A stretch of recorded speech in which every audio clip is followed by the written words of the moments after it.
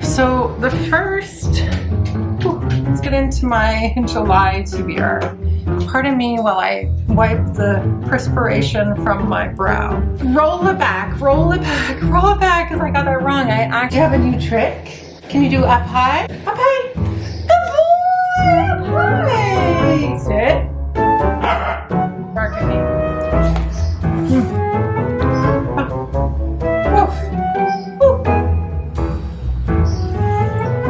Oh my. Just mopping up the sweat from my face. I put makeup on before I filmed this, and it was unnecessary because the sweat, it's now all dripping off my face, I'm quite sure.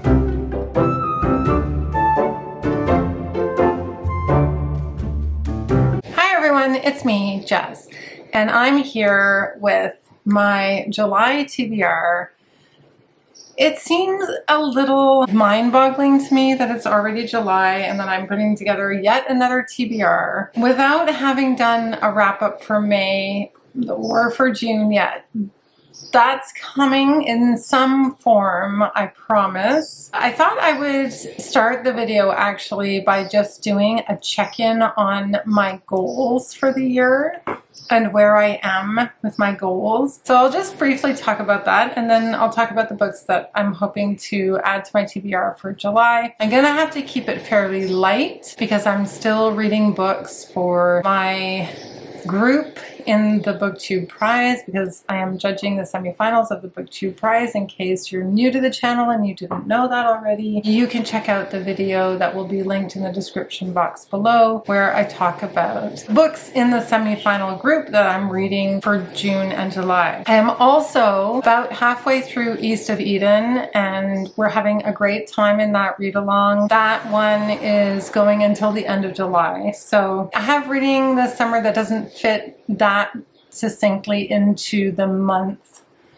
schedule that we normally follow on BookTube, which is fine. Let's see how I'm doing with my reading goals. So in terms of my 2024 reading challenge, my overall number of books, I had set 70 books as my reading goal, which is just under the number of books that I read last year. And I've read 39 books at this point, which is really the midway point of the year. So it's looking very good. I'm 4 books ahead of schedule. I don't think I'll be too far off of that mark. I feel like 80 books a year, 80 to 85 books a year is a very sweet spot for me for the amount of reading and the pace that I read. I'm a slower reader and I don't read as much. So I'm happy with that, very happy with that. In terms of just some of the goals that I set, in addition to the number of books that I wanted to read, which seems to be going well, I had decided that I was gonna follow along with the prizes a little bit more than I had the year before, which I really have been doing. Like, I'm judging the second round for the BookTube Prize and I judged a first round for the BookTube Prize, and that's completely new for me. So that is very exciting.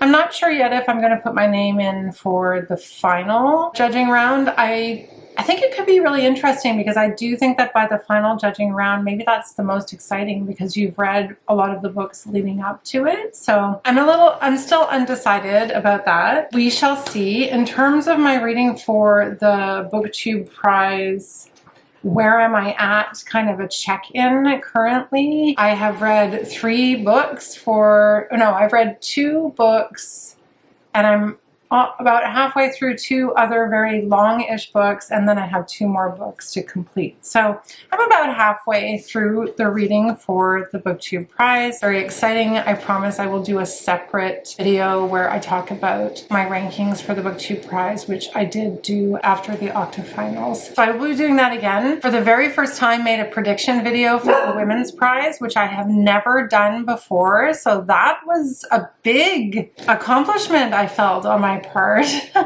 Just throwing my head in the ring, guessing. I actually guessed 5 of them correctly, so I was quite chuffed with myself. And then I did do quite a bit of reading for the Carol Shields Prize. Yeah, I'm really happy I did. I just finished Brotherless Night, which I'll talk about in my next video probably, and that was the winner for both. I wanted to read more nonfiction and I joined a nonfiction reading group, and I'm going to get to that in a minute because I have a nonfiction book on my TBR for July. I think think I have read a couple, quite a few. I don't know how many. I guess I can look on my story graph and see. I've read 16% nonfiction. Actually, that's 6 books. That's 6 nonfiction books that I've read. 3 memoirs. Oh yes, because I read the 2 slave narratives in the early part of the year as well. That's why. I actually just finished a memoir, which I'm going to be talking about in my next video as well. I read Sociopath, which is the memoir of a woman who, well, who is a sociopath. I'll be talking about that in my next video. So that's really good. I think I always enjoyed reading memoirs, but I hadn't. It was really reading the Say Nothing that launched me into this idea that I wanted to participate in this nonfiction book club that's here in Montreal. So that is very exciting. In terms of the read-alongs on my channel, that I feel like was a goal that I didn't know if it would come to fruition or not. And it was such a successful experience reading Invisible Man and having a read-along for Invisible Man that I've gone ahead and initiated this read-along for East of Eden, and that is going extremely well. I'm just loving that. I did join 2 book clubs online, which I've completely failed at participating in. I'm so sorry. Scott and Eric Carl Anderson's book clubs, but I think that they're fine. They have good participation on their channels and their book clubs. They don't need me. They're fine. In terms of my videos, I feel like I've stayed pretty on top of it. Things do feel a little bit like they're falling apart right now in terms of my content. I just haven't kept on track with my wrap-ups, but I am very committed to getting back on track with the wrap-ups very soon. I think the biggest thing for the channel is that I reached 1,000 followers, and that is extremely exciting because now I get to earn a very, very tiny amount of money from my content. Is a very small amount of money, but it feels like an accomplishment when you have hit that milestone. I think the next milestone is like 5,000 subscribers, and I can't even imagine that ever happening. I did mention that I would do a Q&A when I hit 1K, and I'm not sure if people are interested in that still. If people are interested in me doing a Q&A, I'm happy to do it. Maybe let me know if you're a new subscriber in the comment section below. I did do a Q&A after I hit 500 subscribers, but I'd be happy to do another one. And if you're a new subscriber and you're interested, let me know in the comments below, and I will put out a call for questions, or you can just ask me the questions in the comments below and I will compile them and make a video answering questions. But thank you so much if you subscribed recently, especially because, yeah, you helped me hit that milestone. And honestly, I don't think never thought that that would happen. I think my password for my stalkingkafka Gmail was something like 100 subscribers. That was the big number in my head, was if I get 100 subscribers, I'll be rocking and rolling. So that's super exciting. In terms of my vlogs, the college reading vlog, which I've talked about probably too much on the channel, it's coming along. It's about halfway filmed and I'm about halfway through the books. I have had to juggle it with a reading for the BookTube Prize and with some reading that I wanted to do also, like in addition to for some of the reading challenges that I signed up for. Reading historical fiction, that read along, Miss May read along, and May the Force. There's just so many of them. I mean, really, there's so many reading events on BookTube. I had really had the idea that I wanted to do a few more essay or deep dive videos into books that required a little bit more insight or insightful commentary, or what I see as being more insightful commentary, spending more time discussing the themes of the books. I just haven't had a chance to do that. I would love to do that for Invisible Man, and it'd be great to do it for East of Eden once it's finished. The classics are such great fodder for this. But also there are some more modern books that I could see myself spending a lot of time on. For example, I just finished reading James, and I could see doing a whole video on that. I don't normally do standalone videos for books, but do let me know in the comments below if that's something something that would interest you. So that's a bit of an update on kind of where am I with my reading goals. One of the other things was that I wanted to adjust formats and maybe buy a few less books and take more books out of my library, take better advantage of my library, and I have to say that I am very proud of myself for having done that. I've been regularly taking books out of the library. 4 of the books that I have for the BookTube Prize are out of the library, actually. So let's get into my July TBR. Well, why don't we start with a nonfiction book, because I am reading a nonfiction book for the July nonfiction book club that I'm in, and the choice for this month, which I'm very pleased with, is Doppelgänger, A Trip into the Mirror World by Naomi Klein. This is the nonfiction book that won in the nonfiction category for the Women's Prize this year. I have read one other book by Naomi Klein called No Logo, which I read when I was pretty young, in my 20s, when it first came out. I have not read The Shock Doctrine, which is her, I guess, most recent book that came out before this one. But this one is about the starting off point for the conversation or set of essays, because the chapters seem to be divided as if they're a set of essays that are put together, is to explore the whole idea of the doppelganger, or the double, or the mirror side of an issue, or the mirror side of a person. But also, I think she's also going to be talking about the mirrored, or maybe the polarization of politics, particularly with the rise of these conspiracy theorists and, I don't want to say quacks, but let me just read you the little blurb that's here on Penguin's website. What if you woke up one morning and found you'd acquired another self, a double who was almost you and yet not you at all? That sounds terrifying. But it has been something that's captured the imagination of the human psyche for quite some time, like Jekyll and Hyde, and a lot of different writers have written about that idea. I always think about that roommate movie. What was it called? Single White Female, where the roommate comes and takes over the identity of the roommate. I don't know if anyone's seen that movie. Let me know if you have. What if that double shared many of your preoccupations, but in a twisted, upside down way, furthered the very causes you devoted your life to fighting against? And this is in fact what happened to Naomi Klein, because she was quite regularly mistaken online in social media for another woman named Naomi Wolf, who long ago wrote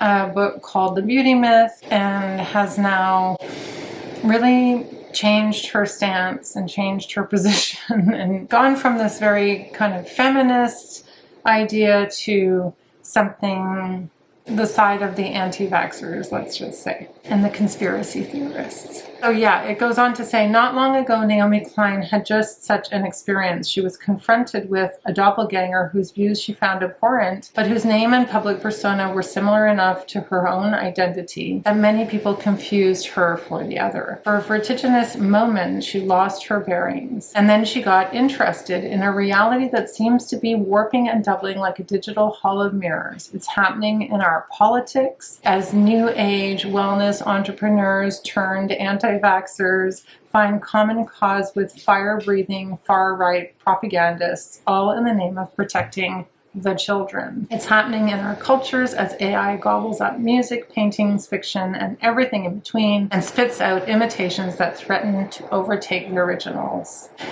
So, it sounds really good, and it also sounds really scary, but I'm sure, knowing what I know about having read Naomi Klein's work before, I'm sure she will treat it from a curiosity point of view, and I'm sure it will be an interesting read. I'm looking forward to reading it. That is my nonfiction pick. I am going to be participating in Jane Austen July. I've participated in Jane Austen July for the last 2 years running, and I couldn't not participate this year. Jane Austen July, I'll leave the information in the description box below. It's hosted by Katie at Books and Things, and she's started it, I don't know, many moons ago. There are actually 7 challenges. One of them is to watch a modern retelling, a movie of a Jane Austen book, which I think I will do because that's a really fun thing to do. And I think I'll probably do it for the book that I'm reading once I'm finished it. The first prompt is to read one of Jane Austen's main 6 novels, which for the moment is really all I feel I can manage. There's some other interesting prompts. Read a nonfiction work about Jane Austen and her time. That could be really interesting.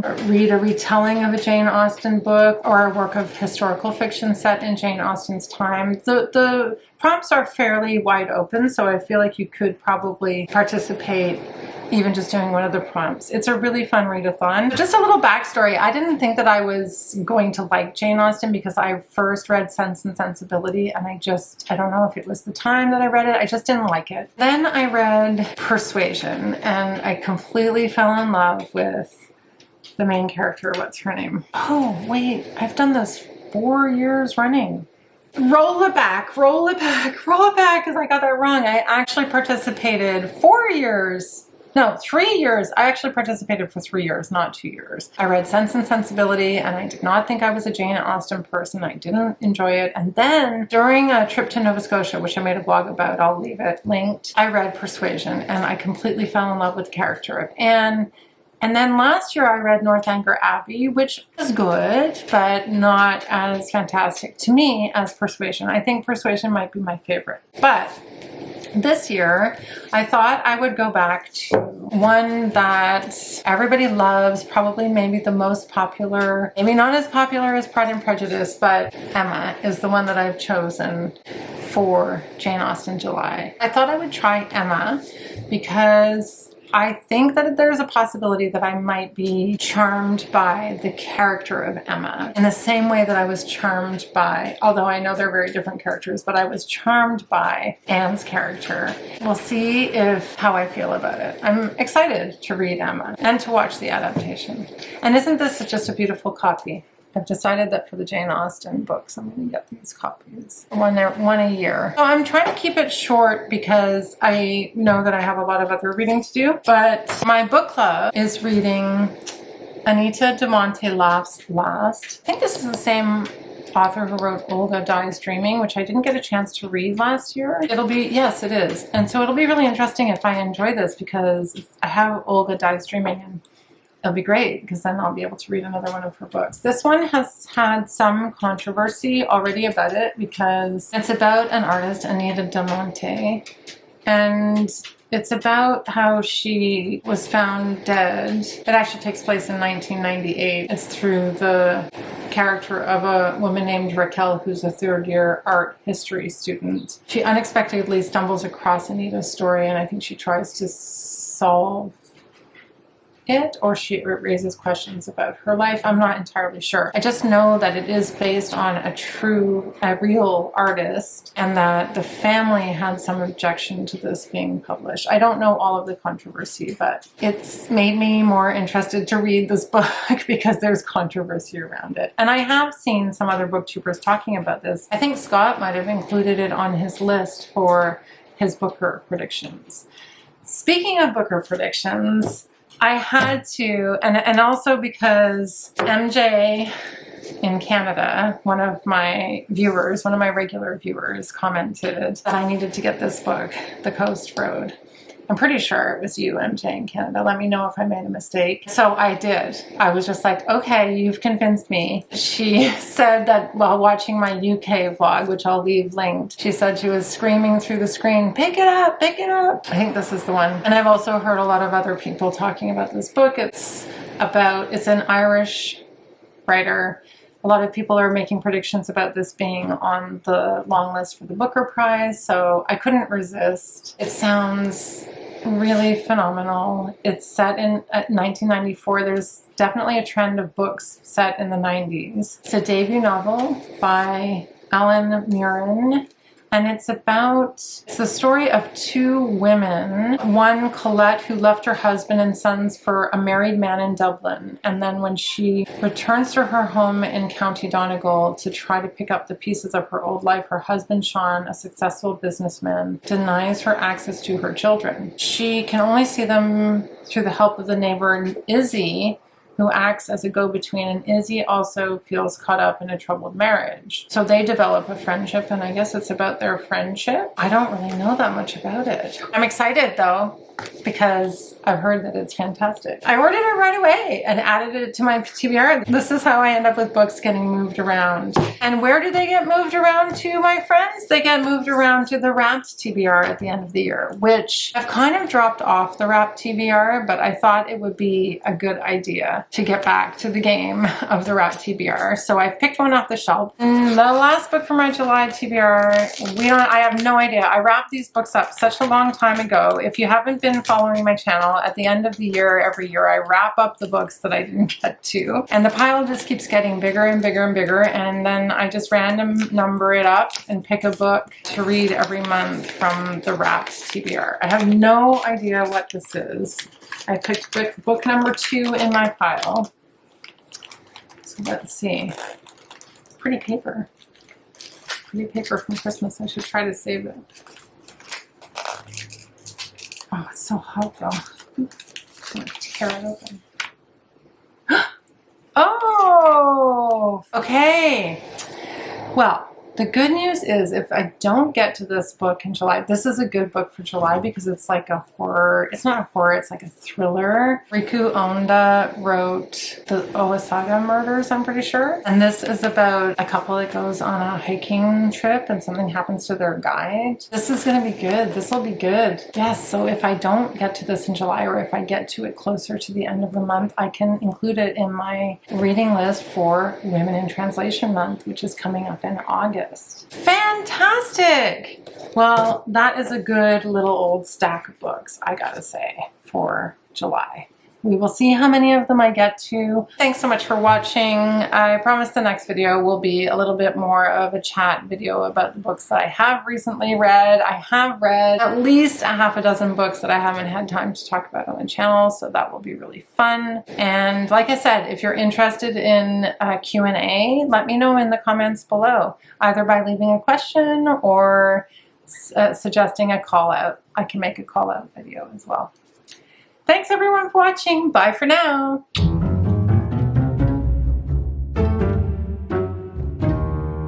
The central character that I fell in love with, I don't know, I'm totally babbling. The heat has gotten to my head. I can't make head or tail of any of the thoughts running through my mind because it's so hot in my apartment.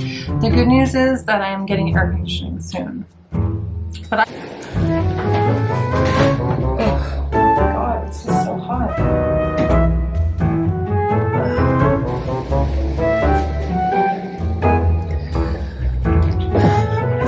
I've just run a race and I have to like wipe all the sweat off my face. Okay. Where to begin? Where should we begin? Where to begin? Okay.